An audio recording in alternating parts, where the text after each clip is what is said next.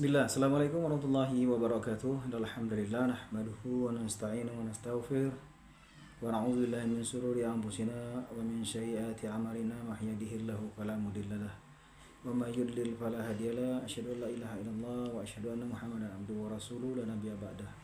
Allahumma shalli wa sallim ala nabiyyina Muhammadin wa ala alihi wa sahbihi rasul ajmain. Amma ba'd. Ittaqullaha haqqa tuqatih wa la tamutunna illa wa antum muslimun. Faqala A'udzubillahi minasyaitonirrajim wa nunazzilu minal Qur'ani wasifaa wa rahmatul lil mu'minin wa la yazidu zalimina illa hasyara.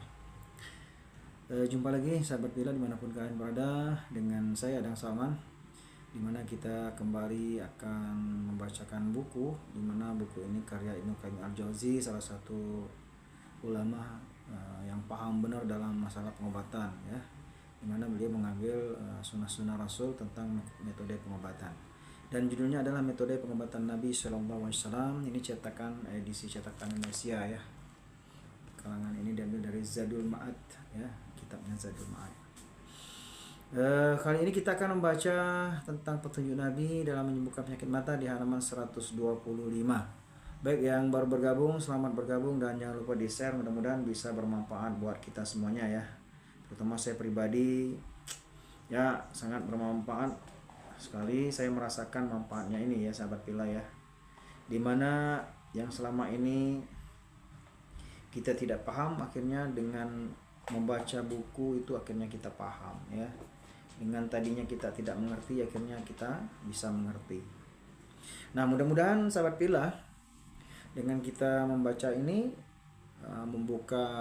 bukankah membaca itu adalah jendela ilmu? Jadi membaca ini jendela ilmu. Mudah-mudahan kita sudah baca dan dengarkan ini mendapatkan ilmu pengetahuan yang bisa kita manfaatkan buat kita, ya, buat keluarga kita, mungkin buat tetangga kita, yang jelas untuk kita pribadi terlebih dahulu, ya. Baik, kembali kita baca petunjuk Nabi SAW dalam menyembuhkan penyakit mata dengan istirahat, meninggalkan aktivitas dan menjauhi makanan yang mengundang penyakit mata. Telah dijelaskan sebelumnya bahwa Nabi SAW melarang Suhaib makan kurma dan menyalahkannya ketika menyantap makanan itu karena ia sedang sakit mata. Beliau juga mencegah Ali memakan kurma basah saat terkena sakit mata. Abu Nu'aim menyebutkan dalam kitab At-Tib An-Nabawi bahwa apabila salah seorang istri Rasulullah terkena sakit mata, maksudnya terkena sakit pada sebelah matanya, dia tidak mendatanginya sebelum sembuh benar. Ramat atau sakit mata di sini adalah sejenis pembengkakan pada lepasan mata yang berdaging, yakni bagian putih mata yang terlihat. Penyebabnya adalah kemasukan salah satu di antara 4 unsur atau angin panas yang terlalu banyak kandungannya di bagian kepala atau tubuh seseorang, sehingga muncullah semacam bintitan yang menyerang bola mata atau rasa sakit yang menyerang bagian mata, sehingga secara alami mengeluarkan darah dan nanah dalam jumlah banyak, yang kemudian biasanya mendekati kesembuhan. Oleh sebab itu, bagian yang sakit biasanya membengkak. Harus diketahui bahwa dari permukaan bumi ada 2 jenis uap yang membumbung ke langit. Pertama adalah uap panas dan kering, yang kedua adalah uap panas yang lembab. Keduanya bila membumbung akan terbentuk menjadi awan yang bertumpuk-tumpuk sehingga menghalangi kita untuk bisa melihat langit. Demikian pula uap yang membumbung dari dasar lambung sehingga mengganggu pemandangan mata dan menimbulkan berbagai penyakit. Kalau kondisi tubuh kuat, uap itu akan naik ke lubang hidung dan berubah menjadi pilek. Kalau naik terlempar ke tenggorokan atau amandel bisa menimbulkan radang tenggorokan atau sesak napas. Kalau terlempar ke pinggang atau bisa menimbulkan sakit pinggang. Kalau terlempar ke dada bisa menimbulkan sejenis asma. Bila merasuk ke jantung bisa menimbulkan gangguan jantung. Kalau naik ke mata bisa menimbulkan sakit belekan. Kalau berlari ke perut bisa menimbulkan mencret. Kalau terlempar ke dasar otak bisa menimbulkan penyakit gampang lupa. Dan bila tempurung otak sudah menjadi lembab karena uap tersebut, pembuluh-pembuluh darah otak juga dipenuhi uap tersebut, bisa menyebabkan tidur nyenyak. Oleh sebab itu, tidur itu bersifat lembab, sementara bergadang bersifat kering. Kalau uap itu mendesak keluar dari kepala sementara tidak ada jalan keluar, bisa menyebabkan pusing dan gangguan tidur. Kalau angin itu terlempar ke bagian samping kepala bisa menyebabkan migrain. Kalau menyerang bagian atas kepala dan bagian tengah tubuh bisa menyebabkan sakit kepala membandel. Namun bila salaput otak menjadi dingin karenanya atau sebaliknya menjadi panas atau lembab, lalu angin tersebut memberontak, bisa menimbulkan bersin. Kalau kelembapan dahak meningkat sehingga panas tubuh secara alami juga meningkat, bisa menyebabkan pingsan dan stroke. Kalau menyerang merah sauda sehingga mengakibatkan ruang otak menjadi gelap, bisa menyebabkan rasa was-was. Kalau terus mengalir ke urat saraf, bisa menyebabkan epilepsi ringan. Namun bila menyebabkan kelembapan pada sistem saraf kepala lalu berimbas pada seluruh pembuluh darah otak, bisa menyebabkan split atau mati sebelah. Kalau uap tersebut berasal dari energi kuning yang menyebabkan peradangan otak, bisa menyebabkan penyakit Bersame. Kalau ditambah dengan keluhan paru-paru disebut Sirsame. Coba pahami betul pembahasan ini. Maksudnya bahwa berbagai zat pengganggu di bagian kepala dan tubuh itu bisa bersifat aktif pada saat mata sakit. Hubungan intim suami istri termasuk orang yang bisa menampakkan aktivitas dan gangguan zat tersebut, karena bisa menyebabkan gerakan total pada tubuh dan ruh secara alami. Tubuh memang bisa menjadi panas karena bergerak, itu jelas. Jiwa seseorang justru beraktivitas lebih banyak lagi demi mencari kepuasan dan kesempurnaan rasa. Ruh juga akan beraktivitas mengikuti gerakan jiwa dan tubuh. Elemen pertama yang bersentuhan dengan ruh pada tubuh manusia adalah hati. Dari situlah munculnya ruh untuk kemudian masuk dalam tubuh. Adapun aktivitas alamiah adalah memancarkan air mani yang memang harus dikeluarkan dengan ukuran yang pas. Kesimpulannya, hubungan intim merupakan aktivitas total di mana tubuh, energi, organ biologis, ruh dan jiwa semuanya ikut beraktivitas. Padahal setiap aktivitas otomatis mengunggah seluruh organ tubuh yang memperlemahnya sehingga mempengaruhi organ yang lemah. Mata saat sedang terkena sakit tentu saja bila lemah kondisinya sehingga aktivitas hubungan intim jelas membahayakan. Bahaya. Ya guys, jadi sini kita dapat lagi ilmu guys, ya. Kalau kita dalam keadaan sakit itu, di sini dijelaskan sakit mata. Sebenarnya sakit apa saja sih memang untuk berhubungan intim itu dilarang. Ada juga saya pernah baca itu bahwasanya salah satu penyembuhan penyakit itu dengan melakukan hubungan intim. Nah ini, jadi kita harus pandai ya guys ya di sini ya sahabat ya, bahwasanya kalau sakit mata itu justru tidak boleh kita melakukan aktivitas hubungan intim. Ya, Hippocrates menandaskan dalam bukunya Al-Fusul, melakukan perjalanan dengan perahu mengindikasikan bahwa setiap aktivitas itu jelas mempengaruhi tubuh. Meski demikian, penyakit mata memiliki banyak faedah pula. Di antaranya adalah konsekuensi dari aktivitas preventif tubuh dan pembuangan kotoran serta pembersihan kepala dan badan dari berbagai zat pengganggu dan zat busuk. Di samping itu juga mencegah jasmani dan rohani dari kondisi marah, sedih dan berduka. Terlalu banyak melakukan aktivitas buruk dan berat. Dalam sebuah riwayat dari para ulama salaf disebutkan, janganlah kalian membenci penyakit mata karena penyakit mata bisa memutuskan urat menuju kebutaan. Wah, nauzubillah, semua nauzubillah. Jadi ini tadi ceritanya ini dari perut, angin di perut, angin asam lambung, itu kalau naik ke kepala bisa menyebabkan kepala sakit, migrain ya. Kalau ke mata bisa kena mata, kalau paru-paru bisa penyakit asma, sesak napas ya, kalau ke jantung bisa gangguan jantung, kalau semuanya itu ya, kalau ke pinggang kena bisa. Ini dari efek angin menyerang ke mana-mana tidak bisa keluar ya. Nah kalau kena ke perut biasanya mereka mencret atau sendawa-sendawa ya. Di antara kiat menyembuhkan penyakit mata adalah istirahat dan mencari ketenangan serta tidak mengusap-usap mata atau mempergunakan mata secara berlebihan. Bila dilakukan sebaliknya akan menyebabkan materi berbahaya semakin membandel. Sebagian orang terdahulu menyebutkan perumpamaan para sahabat Nabi Muhammad seperti mata dan obat mata dengan tidak menggosok-gosok mata. Jadi obat penyakit mata ini tadi, ya kalau misalnya kena serang mata tadi ya, obatnya yang terbaik adalah istirahat total ya. Kalau bahasa medisnya bed rest ya gitu ya. Cukup di tempat tidur katanya, saking istirahatnya begitu ya. Nah, istirahat penuh dan jangan mengucek matanya ya itu ya. Diriwayatkan dari sebuah hadis marfu, dan hanya Allah yang Maha mengetahui yang sesungguhnya, terapi sakit mata atau belean adalah dengan meneteskan air dingin di mata. Itu termasuk terapi terbaik untuk jenis penyakit mata panas. Air adalah obat dingin yang dapat digunakan untuk meredam panas penyakit mata kalau memang bersifat panas. Oleh sebab itu, Abdullah bin Mas'ud radhiyallahu an berkata kepada istrinya Zainab yang terkena penyakit mata, kalau engkau melakukan apa yang dilakukan oleh Rasulullah, tentu akan baik hasilnya. Dan lebih bisa diharapkan menyembuhkan penyakit matamu. Cipratkan air ke dalam matamu, kemudian bacalah doa berikut. Azhibil ba'sa rabbanas wasfi antas safi la sifa'a illa sifa'uk sifa'al la yughadiru saqam. Ya Allah, hilangkanlah penyakit ini, wahai Rabb sekalian manusia. Sembuhkanlah, sesungguhnya Engkau Maha Penyembuhkan. Kesembuhan hanyalah dengan penyembuhan darimu, kesembuhan yang tidak diakhiri lagi dengan penyakit. Nah ini doanya. Jadi sambil mercikkan mata tadi ke air, maksudnya ambil air, tetes. Kalau boleh sekarang itu ya pakai tetes mata lah, mungkin kayak Insto itu kan, atau Roto atau gimana itu ya boleh ya, boleh silakan. Nah jadi sambil dibacakan doa. Nah inilah penggabungan dua pengobatan yang sering saya katakan, kombinasi pengobatan bumi dan pengobatan langit ya. Arti pengobatan buminya ya dengan tetes air, pengobatan langitnya dengan baca doa. Ya, ini namanya ruqyah, ya. Kemudian kalau misalnya kita pakai rohto tadi, kita bacakan ya Allah, auzubillah izban nas rabbal nas wasfi, ya, seperti itu terus sampai dibaca, ya, berulang-ulang. Atau susah apa nih, baca Al-Fatihah aja, teteskan hamdan rabbil alamin arrahmanir rahim maliki yaumiddin iyyaka na'budu wa iyyaka nasta'in ihdinas siratal mustaqim siratal ladzina an'amta 'alaihim ghairil maghdubi 'alaihim. Oke. Atau bacakan kepada air yang akan ditetes. Nah, ini manfaat kalau kita gabungkan kombinasi pengobatan bumi dan pengobatan langit, ya.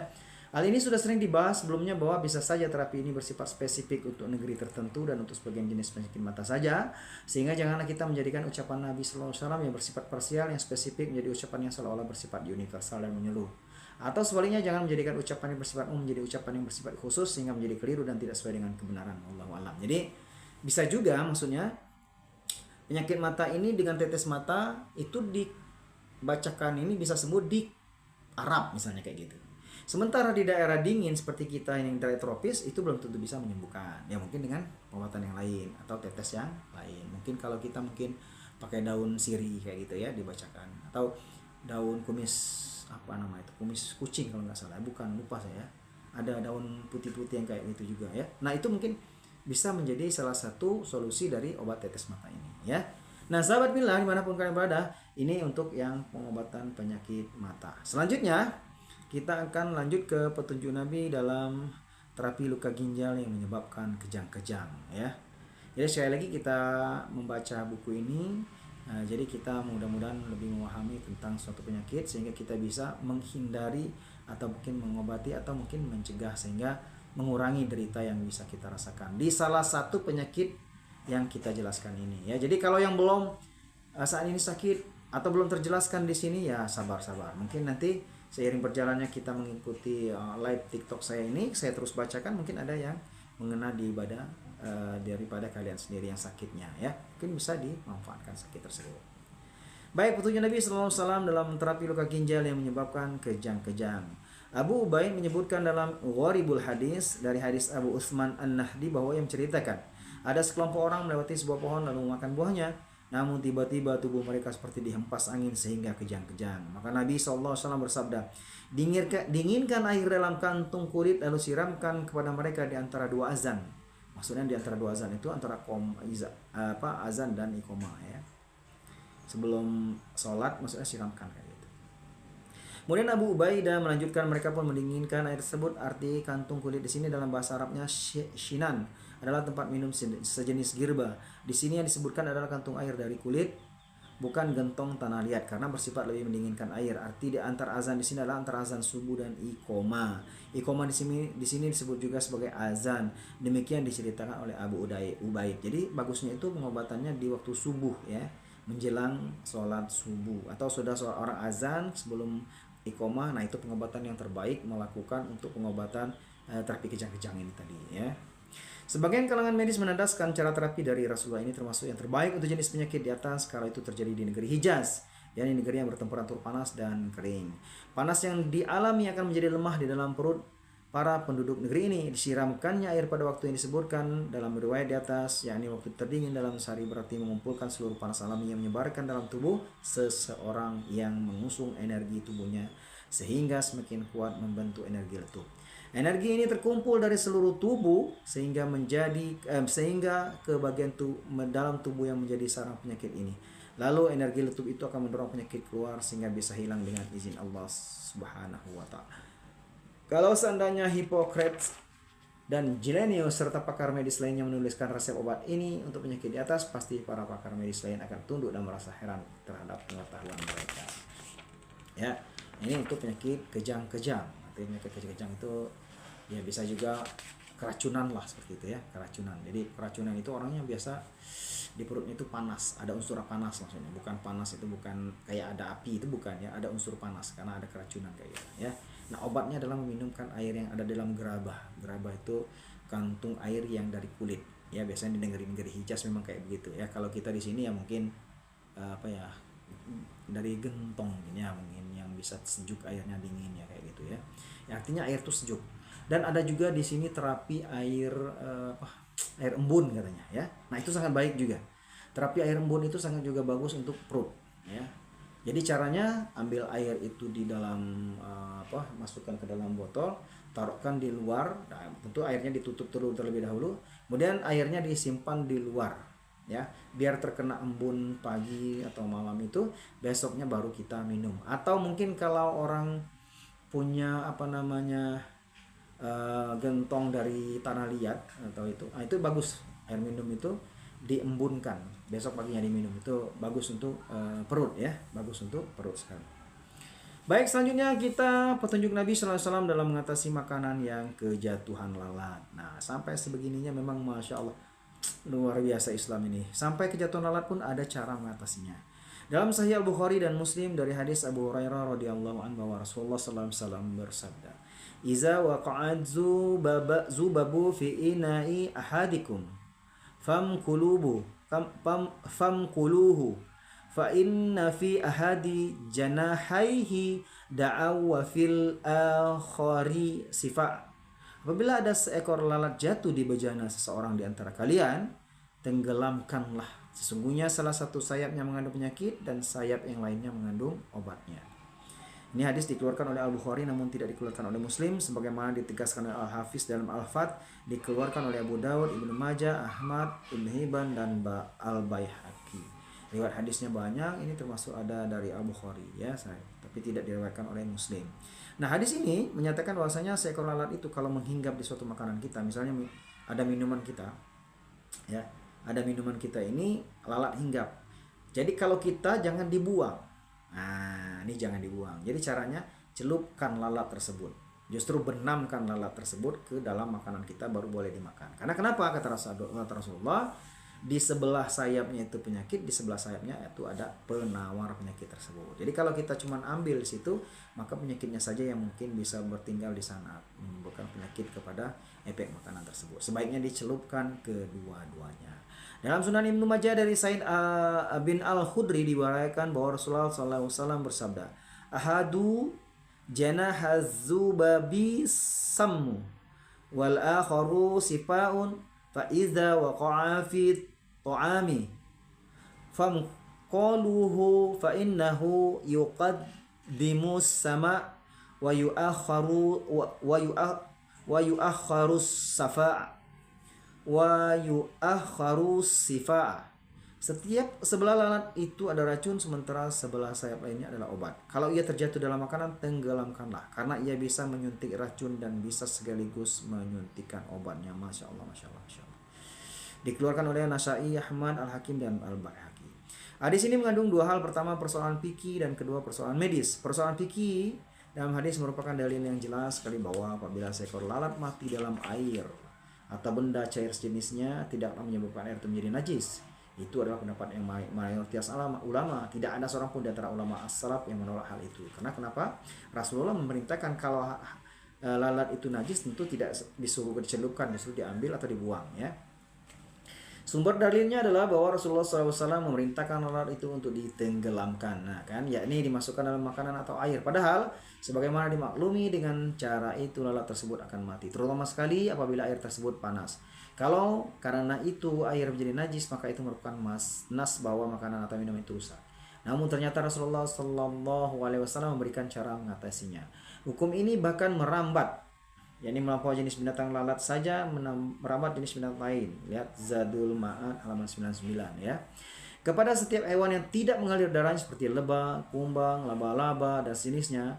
Karena hukum itu berputar pada alasan yang bersifat umum. Hilang bila alasan tersebut hilang, karena najis itu berasal dari darah hewan yang mendekam dalam tubuhnya saat mati, dan ternyata itu tidak berlaku untuk binatang yang tidak mengalir darahnya.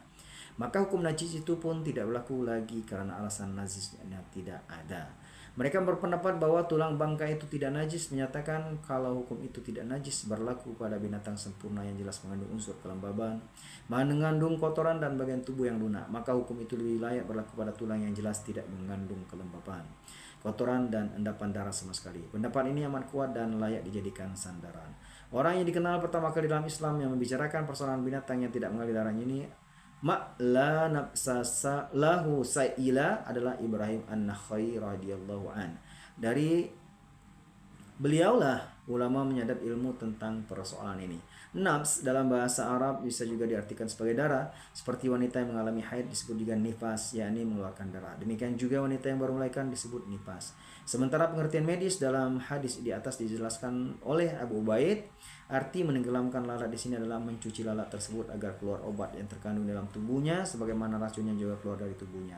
Kata malak artinya adalah tenggelam, seperti dua orang laki itu melakukan malak, artinya saling menyelam dalam air. Harus diketahui bahwa lalat itu menurut mereka adalah sebuah energi beracun, diindikasikan dengan munculnya pembengkakan dan rasa gatal akibat gigitannya. Tak ubahnya seperti senjata, kalau terjerumus dalam sesuatu yang bisa menimbulkan bahaya, harus diantisipasi dengan lawannya. Maka Nabi merintahkan agar energi lalat yang beracun itu dihadapi dengan senjata yang Allah ciptakan pada sebelah sayapnya yang lain. Maka lalat itu pun ditenggelamkan dalam makanan atau minuman agar zat beracun itu teradaptasi dengan zat yang bermanfaat sehingga hilanglah bahayanya. Formula di medis ini tidak mampu diselami oleh banyak pakar medis yang ada karena memang bersumber dari lentera kenabian.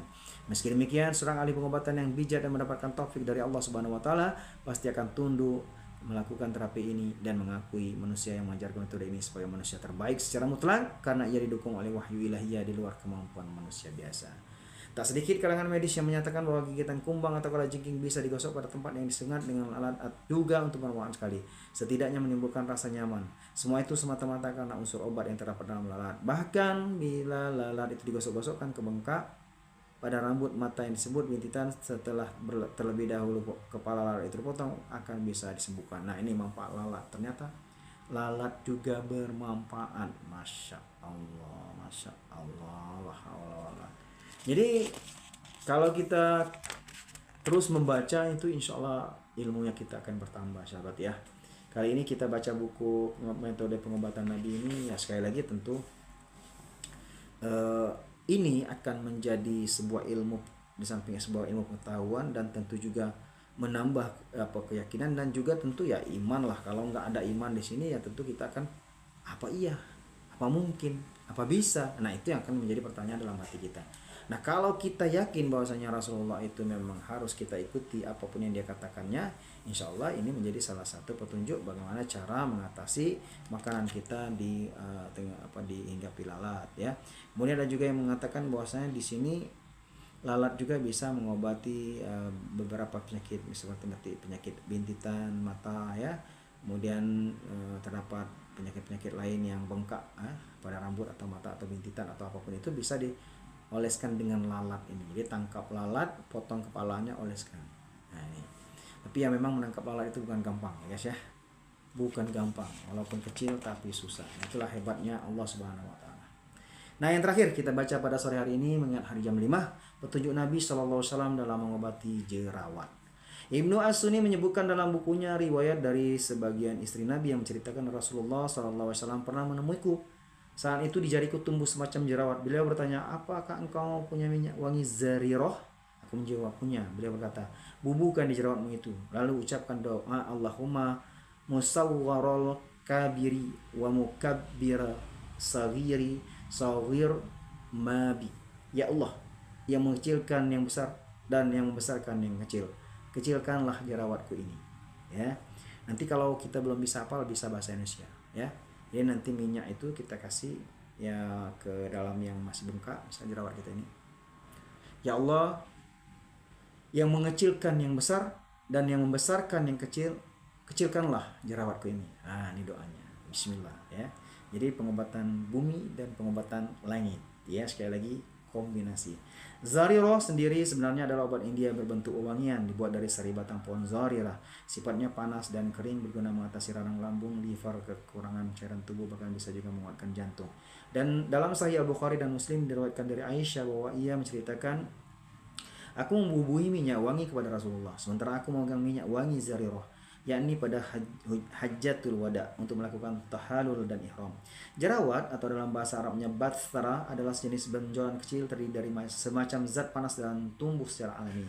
Biasanya menghinggapi suatu bagian tubuh, perlu ditunggu agar matang, baru dipecahkan dan dikeluarkan isinya. Zarira mengandung khasiat untuk melakukan proses itu. Ia bisa mematangkan dan mengeluarkan isi jerawat, di samping itu juga memberikan bau yang wangi. Obat ini dapat mendinginkan panas jerawat, oleh sebab itu penulis Al-Qanun menendaskan, tidak ada obat yang rasa sangat Tidak ada obat yang saya rasa lebih baik untuk meredam panas daripada Zorirah yang dicampur dengan air mawar dan cuka. Nah, ini tambahan dari Ibnu Qayyim ya, seperti itu. Nah, saya juga merekomendasikan untuk obat jerawat ini guys, ya sahabat Tipila, itu madu ya, madu hitam.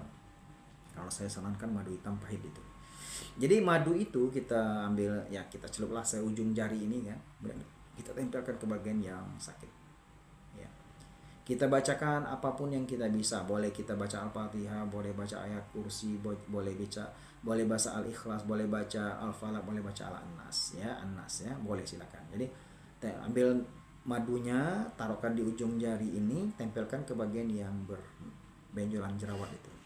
Termasuk bisa mengobati bisul ya. Jadi bisul kita itu termasukkan benjolan tadi. Boleh pakai minyak, astagfirullah, pakai madu tersebut.